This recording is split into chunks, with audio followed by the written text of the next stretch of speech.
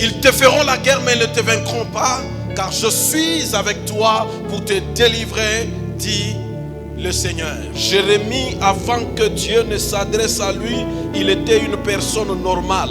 Il n'avait pas de combat, il n'avait pas de bataille. Mais dès l'instant où la parole de Dieu s'est adressée à lui et qu'un trésor a été déposé entre ses mains, les combats se sont levés autour de lui.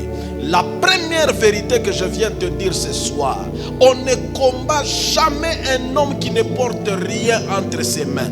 Tout celui qui est combattu, c'est celui qui porte quelque chose. Le combat que tu as, c'est à cause de ce que tu portes. Ce n'est pas parce que tu es beau ou parce que tu es belle, mais c'est parce que tu as quelque chose qui vient du Seigneur et qui constitue une clé de ta destinée. Raison pour laquelle il y a des combats autour de toi.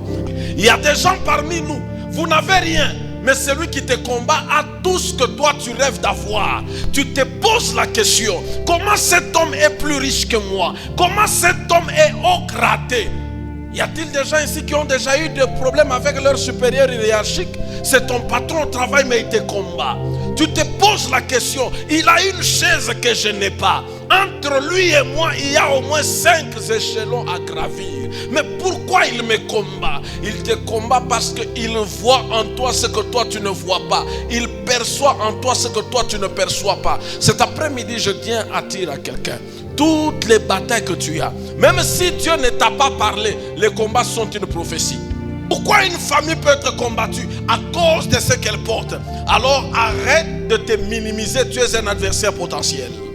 Oh, arrête de te minimiser, parce qu'il y a des gens qui ne comprennent pas pourquoi ils sont haïs depuis qu'ils sont tout petits. Ils ont grandi dans un environnement où on le hait. Ils sont passés par des choses très difficiles. Ça montre que la manière dont tu finiras ta vie sera dans la gloire.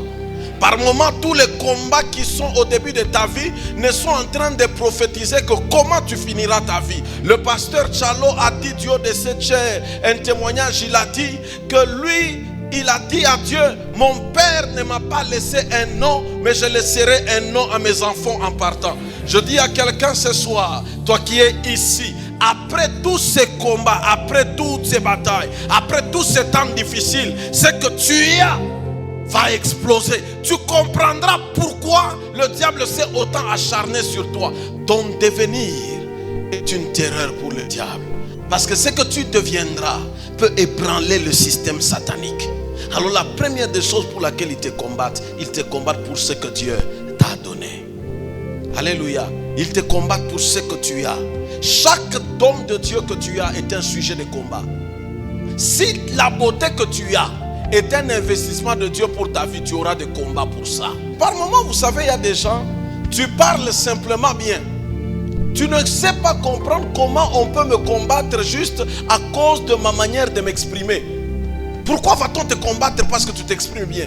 C'est parce que toi, tu ne vois pas dans ton expression une porte. Mais il y a des gens, quand ils t'entendent t'exprimer, ils comprennent que derrière cette expression, il y a une porte. Et ça te suscite de combat. Ton intelligence peut être une source qui t'attire de combat. Alors celui qui ne veut pas être combattu, numéro 1, doit cesser d'exister. Toute personne qui ne veut pas de combat doit arrêter d'exister. Le seul fait que tu existes aussi t'attire déjà des combats. Parce que dès l'instant que tu es entré dans le monde, tu es devenu un potentiel adversaire de quelqu'un. Une deuxième chose qui doit te rassurer, que pendant que tu es combattu, une chose qui est certaine pour toi, c'est que tu dois être conscient de Dieu qui est avec toi. Parce que Dieu dit à Jérémie, ils te combattront, mais je suis avec toi. Le problème avec toi, c'est que tu es combattu, mais qui est avec toi? Qui constitue ta force? La priorité de chaque homme dans la vie ici, vous devez vous rassurer d'avoir Dieu avec vous. Au-delà d'avoir un répertoire fourni et rempli, au-delà d'avoir de bonnes relations, rassurez-vous aussi que vous avez Dieu avec vous. J'ai toujours vu des gens tristes de manquer de l'argent, de manquer des opportunités, mais je n'ai jamais vu la tristesse dans le cœur des gens du fait de manquer Dieu. Un homme devait être triste s'il ne sent pas la présence de Dieu avec lui.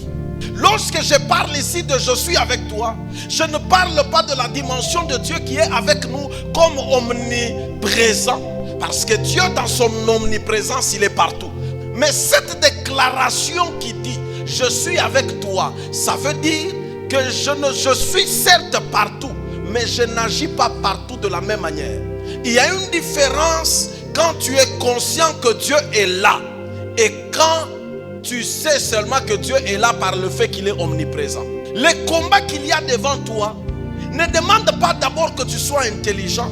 Ça demande de te rassurer que tu gardes la présence de Dieu avec toi. Tu peux être sauvé, Jésus est en toi, mais tu ne vis pas l'impact de la présence de Dieu. Il faudrait que Dieu soit présent dans ta vie à chaque étape de ta marche, que Dieu soit présent. Lorsque vous lisez dans la Bible, Joseph arrive en Égypte. Il est dans la maison de Potiphar. J'aime jusqu'à la fin, quand il est en prison et tout, il y a une phrase qu'on ajoute à toutes les calamités de Joseph.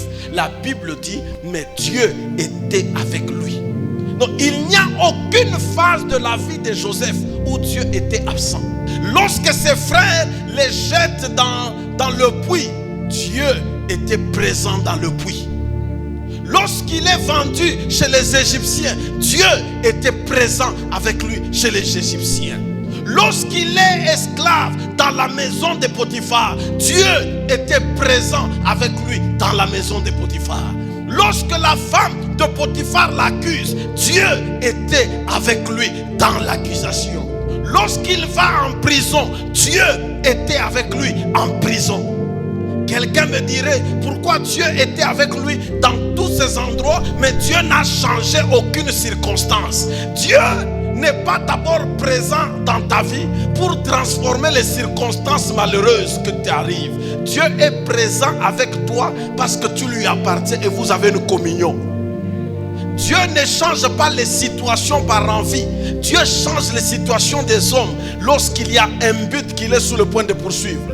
Il y a des choses que Dieu ne change pas maintenant parce que ça fait partie de ta croissance et de ta formation. Mais ça ne signifie pas que Dieu est absent. Joseph était avec Dieu, mais en tant que prisonnier. Bien-aimé dans le Seigneur, quelqu'un peut manquer tout ce que vous connaissez. Ça ne veut pas dire qu'il n'a pas Dieu. Nous ne pouvons pas dire que tel a Dieu parce qu'il a des maisons, parce qu'il a des voitures. Les avoirs, les paraître ne sont pas la justification qu'un homme a Dieu ou il ne l'a pas.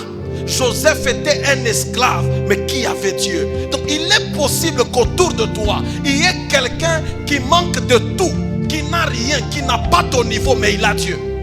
Nous sommes dans une génération où nous attribuons Dieu aux gens qui ont l'argent. Quelqu'un qui a l'argent, il a Dieu. Il y a des hommes qui sont très riches, mais ils n'ont pas Dieu avec eux. Par moments, Dieu n'est pas dans les grandes églises bien construites.